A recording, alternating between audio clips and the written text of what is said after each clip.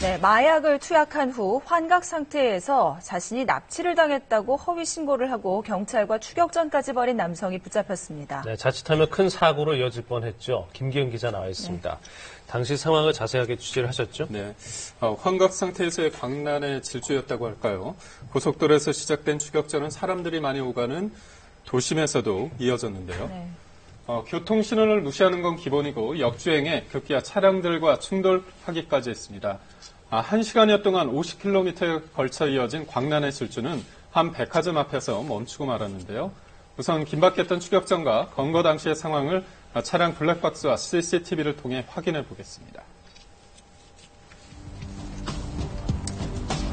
지난 10일 오후 4시 50분쯤 112 상황실로 한 남성의 긴박한 전화 한 통이 걸려왔습니다. 자신이 납치돼 차량에 감금된 채 어디론가 끌려가고 있다는 거였습니다. 납치 2심 차량이 인천에서 강릉 방면으로 도주 중이라는 유전 연락을 받고 긴급 배치 중 폭스운 IC에서 긴급 배치하고 있는데 용의 차량을 발견하고 추적하게 된 겁니다. 신고 접수 30분 후인 오후 5시 20분쯤 경찰이 용의 차량을 발견하고 정지 명령을 내렸지만 차량은 이를 무시하고 더욱 속도를 높여 달아났습니다. 이때부터 아찔한 추격전이 이어지는데요. 갓길 통행, 급차선 변경, 지그재그 막 난폭 운전하면서 아주 위험하게 운전하는데 과속으로 난폭 운전이죠. 광란의 질주를 했다 그럴까? 도심에 들어와서도 위험천만한 장면들이 계속 연출됩니다. 교차로 신호 무시는 기본, 역주행도 서슴지 않습니다.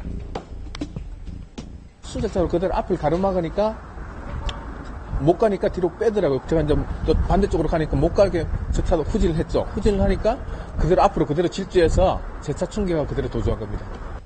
추격이 이어지자 이번에는 좌회전 신호를 기다리던 승용차를 들이받고 고개 운전을 벌이기까지 합니다. 인천에 들어가려고 하는 좌회전 첫 번째 라인에 서 있었어요. 빨간차가 갑자기 저쪽으로 향해서 오는 거예요. 순간적으로 돌리면서 제 바퀴하고 앞 범퍼 쪽으로 이렇게 완전히 180도로 회전을 하더라고요.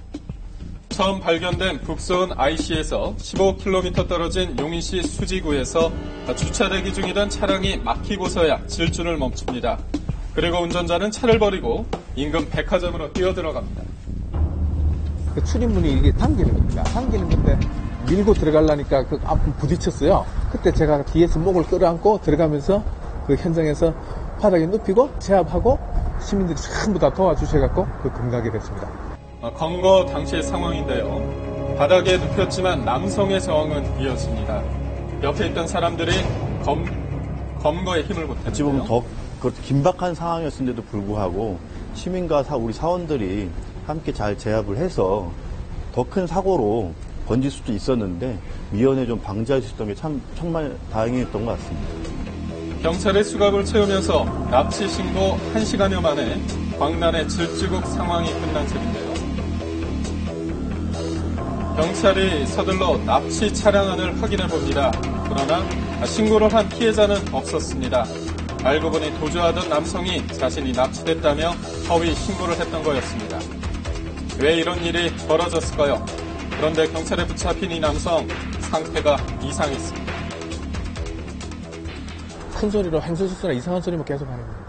앞뒤 전혀 상황이 맞지 않는 이야기로 계속 소리치고 그러더라고요.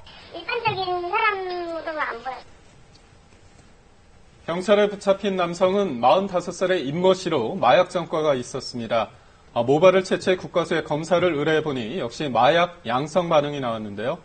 문제는 이렇게 마약을 투약한 뒤 환각 상태에서 범죄를 저지르는 경우가 적지 않다는 데 있습니다.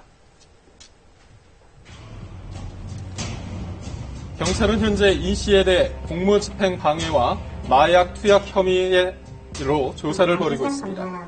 시험 통화수정을 찍어서 한 게 있어요. 근데 거기서는 안 나왔는데 그래도 좀 상태가 안 좋아 보이니까 국가수 해보려고 한 건데 1차에서는 나왔는데. 경찰은 이 씨의 집이나 차량에서 마약과 관련된 단서를 찾지 못했는데요. 현재 인 씨는 마약을 어떤 경로를 통해 입수해 투약하게 된지 입을 전혀 열지 않고 있습니다. 삼성 걸린다고 하려고 자기가 간 거란 말이야. 계속 무슨 신고라고 말을 안 하니까 얘기를 안 해요. 문제는 최근 마약을 투약한 상태에서 벌이는 사건, 사고가 빈번히 발생하고 있다는 것. 마약을 투약하고 환각 상태에서 행인에게 흉기를 휘두르는 건 이제 다반사. 흉기를 들고 지구대를 찾아 난동을 부린 사례까지 있었습니다. 대치 상태가 이어지다 제압된 이 남성 역시 환각 상태였습니다. 사업하다 여러 번 실패하고 세상을 비관하고 세상이 살기 싫다. 환각 상태에서 경찰에게 화풀이를 한 셈인데요. 마약을 투약한 상태에서 택시로 도심을 누비며 납치 행각을 벌인 사건도 있었습니다.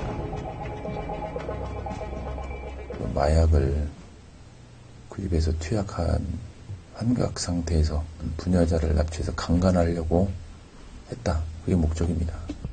환각 상태에서 벌어지는 마약 범죄는 묻지마 범죄와 같이 누구나 표적이 될 수 있다는 점에서 그 심각성이 더합니다. 그런데 이 같은 사건이 늘어나는 이유는 뭘까요? 마약을 투약하는 사람이 늘다 보니 그만큼 범죄 발생률도 증가하고 있다는 것, 실제 통계로도 확인할 수 있습니다.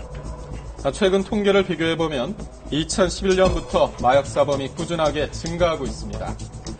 하지만 이 수치는 단속 통계일 뿐 검거되지 않은 중독 상습 투약자는 그 수를 헤아리기 어렵다는 게 전문가들의 공통된 의견. 중독자가 투약자가 많다는 것은 그 이면에 마약 판매상 밀매하는 진짜 범죄가 있기 때문에 많이 늘어났다고 봅니다. 인터넷으로 마약을 사고 파는 행위가 손쉬워졌는가 하면 해외여행 등을 통해 마약을 접할 기회도 빈번해지다 보니 마약사범이 늘고 있다는 겁니다. 근본적인 것은 마약 밀매자들을 척결하고 예방이 최선의 방법 아니겠습니까? 마약은 한번 중독되면 못 고치는 병이라고 단어가 붙어 있거든요. 자기 자신을 망치는 것은 물론 사회 문제를 유발하는 마약 범죄. 한번 중독되면 좀처럼 빠져나올 수 없기에 지속적인 단속과 함께 적극적인 예방책 마련이 필요합니다.